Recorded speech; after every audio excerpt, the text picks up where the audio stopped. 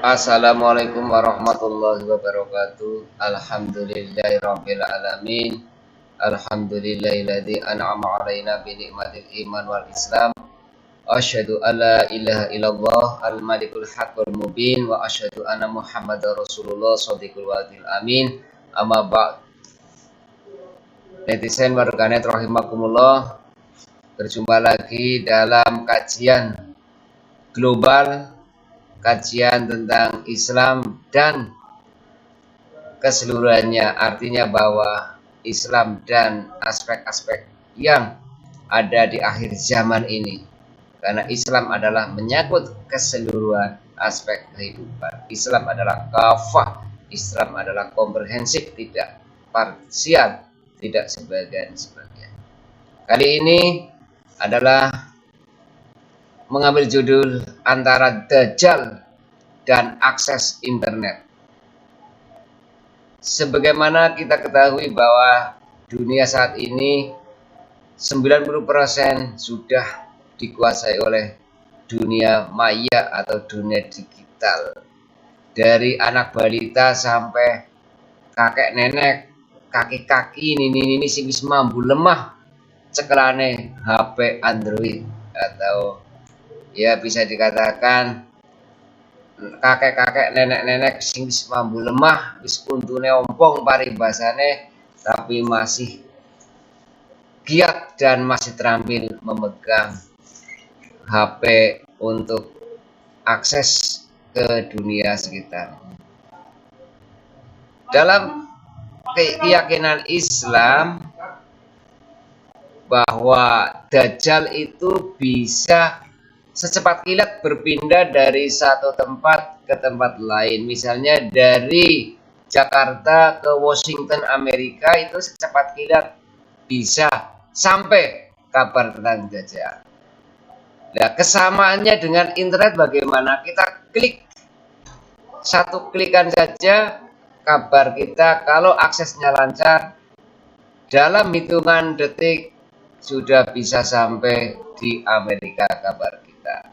Kebalikannya, teman kita yang ada di Amerika memberi kabar kepada kita hanya dengan klik tombol di Android, maka sudah sampai apa yang kita inginkan. Itulah gambaran bahwa Dajjal nanti kalau sudah muncul bisa secepat kilat berpindah dari satu tempat ke tempat lain di permukaan bumi ini. Itulah kehebatan makhluk yang bernama Dajjal yang sudah dikehendaki oleh Allah Subhanahu wa taala yang akan turun di akhir zaman. Akses internet ini pun adanya di akhir zaman. Nah, nanti Dajjal juga di akhir zaman. Hanya saja masalah Dajjal sudah diberitahukan sejak zaman akhir, di mana zaman akhir adalah zaman di mana Kanjeng Nabi Muhammad SAW dilahirkan. Itulah zaman akhir. Termasuk berbarengan dengan itu Dajjal juga dilahirkan. Hanya saja sekarang belum dipresentasikan. Dajjal masih disembunyikan. Nanti suatu saat akan dimunculkan oleh Allah Subhanahu wa taala. Kapan Dajjal akan muncul? Menurut beberapa riwayat, Dajjal itu muncul setelah Nabi Isa alaihissalam bersama Imam Mahdi ada di dunia memimpin komunitas Islam yang waktu itu sudah menguasai dunia.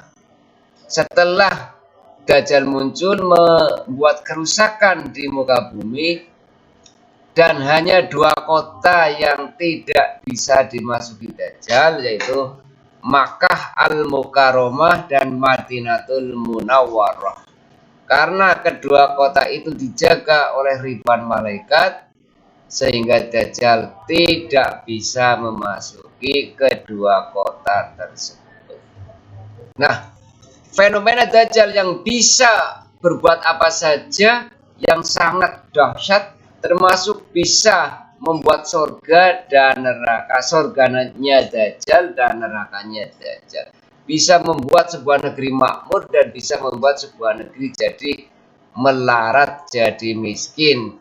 Siapa yang ikut Dajjal maka negerinya makmur, siapa yang tidak ikut Dajjal maka negerinya sengsara. Itulah fitnah terbesar yang nanti muncul di akhir zaman, sehingga orang yang tidak kenal Al-Quran, tidak kenal keterangan dari Kanjeng Nabi, maka mereka akan mengikuti Dajjal. Sementara orang-orang yang masih mempertahankan iman, mereka tetap tidak akan mengikuti Dajjal apapun yang terjadi. Begitulah dengan zaman ini, kadang-kadang kita hanya mengikuti yang enak-enak saja, sementara yang tidak enak, yang kelihatannya ketinggalan zaman, tidak kita ikuti. Padahal itu adalah fitnah yang mendahului fitnah Dajjal. Karena itu kita harus waspada.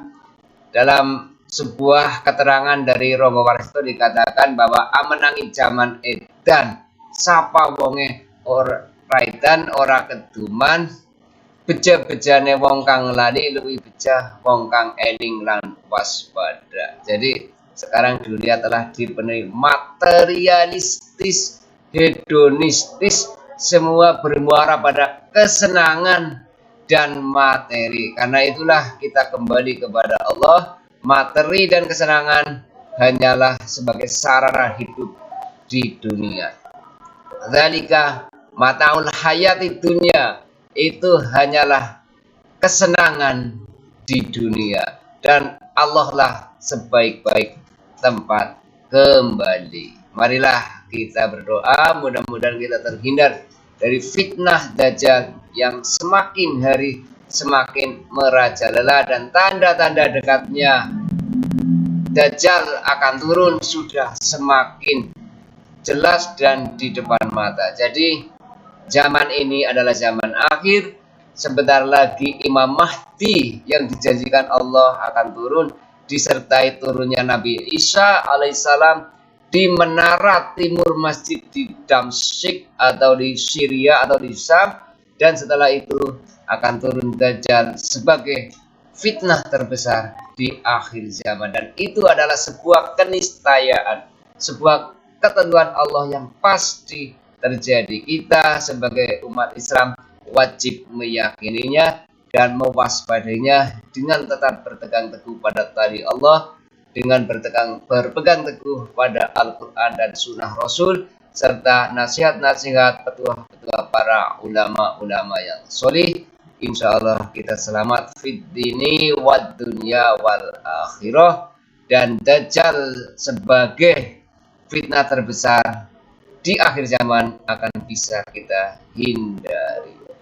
Demikian, mudah-mudahan manfaat. Wallahul muwaffiq ila aqwamit thoriq. Afu minkum, ihdinas siratal mustaqim, siratal anbiya'i wal mursalin. Afu minkum, wassalamualaikum warahmatullahi wabarakatuh.